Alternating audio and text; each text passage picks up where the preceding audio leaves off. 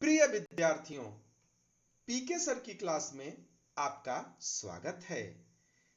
इस पाठ के पहले भाग में, जिसका लिंक डिस्क्रिप्शन में है, हम लोग लोकतंत्र और विविधता का अर्थ, मैक्सिको ओलंपिक की कहानी, समानताएं, असमानताएं और विभाजन, सामाजिक भेदभाव की उत्पत्ति, विभिन्नताओं में सामंजस्य और टकराव बिंदु को पढ़ चुके हैं। आज के पाठ में शेष बिंदुओं, सामाजिक विभाजनों की राजनीति, परिणामों का दायरा, 3 निश्चय या फिर 3 संकल्प पर विस्तार से पढ़ेंगे। सामाजिक विभाजनों की राजनीति।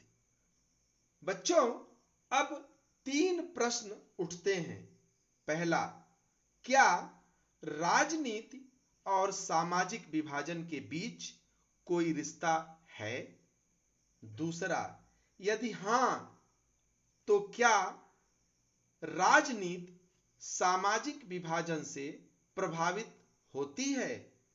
और तीसरा, यदि प्रभावित होती है तो इसका स्वरूप अर्थात नेचर कैसा है?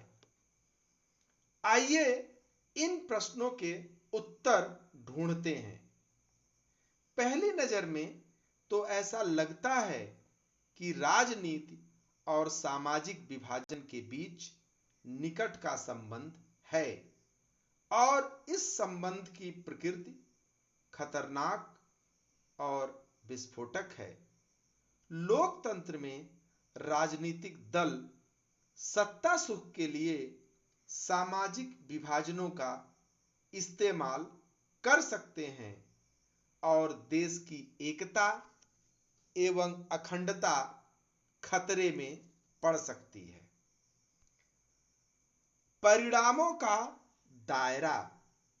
बच्चों, यदि ऐसा हुआ तो सोचिए परिणाम क्या हो सकता है?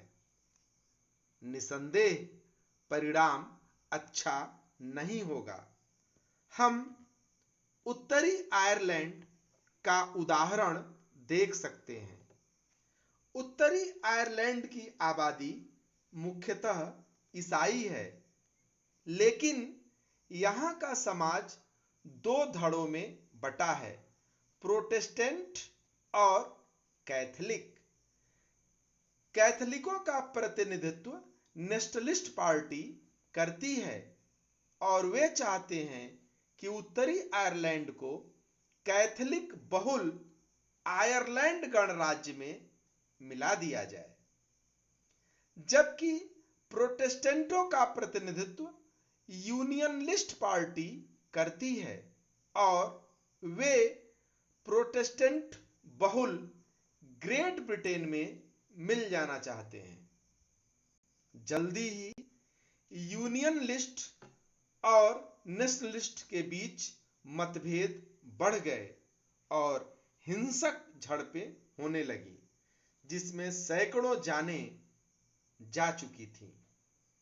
1998 में एक समझौते के तहत शांति बहाल की जा सकी, लेकिन यूगोस्लाविया की किस्मत इतनी अच्छी नहीं थी।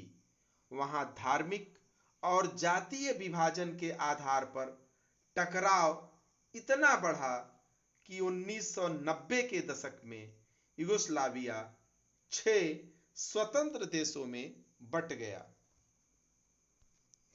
लेकिन बच्चों, इन उदाहरणों से यह निष्कर्ष निकाल लेना जल्दबाजी होगी कि राजनीति और सामाजिक विभाजन का मेल नहीं होना चाहिए। सच्चाई तो यह है कि सामाजिक विभाजन की हर अभिव्यक्ति फूट पैदा नहीं करती है।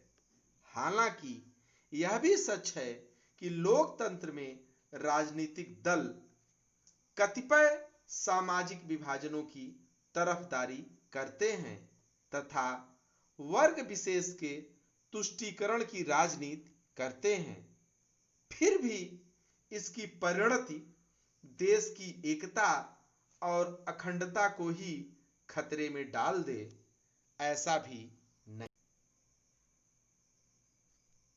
3 निश्चय या फिर 3 संकल्प सामाजिक विभाजन के राजनीतिक परिणाम को तय करने में 3 कारक महत्वपूर्ण हैं।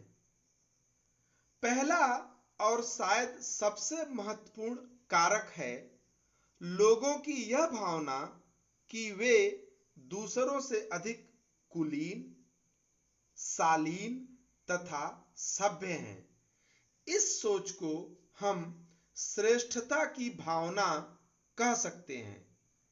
यह एक आत्मघाती सोच है जो समाज में विभाजन को हवा देती है। जब तक लोग इस घेरे में रहेंगे, समस्या बनी रहेगी, लेकिन जैसे ही अपनी पहचान को राष्ट्रीय पहचान से जोड़ देंगे, समस्या समाप्त हो जाएगी। अपने देश में अधिकांश जनता इसी सोच की है।